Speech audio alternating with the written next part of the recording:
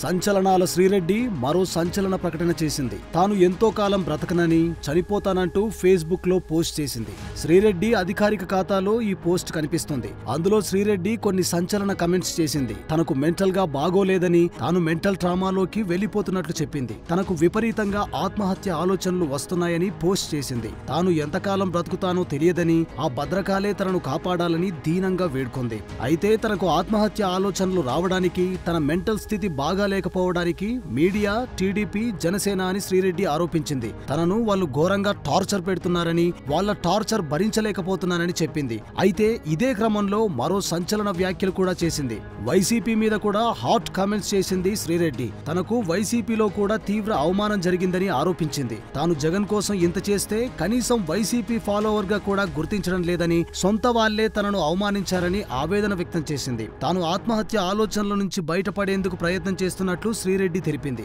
అయితే అది ఎప్పటికి అవుతుందో కూడా తెలియదని చెప్పింది. తాను చెబుతున్నదంతా జనాలకు కామెడీగా ఉండొచ్చని, అయితే ఇది నిజంగా నిజమని శ్రీరెడ్డి పోస్ట్లో పేర్కొంది.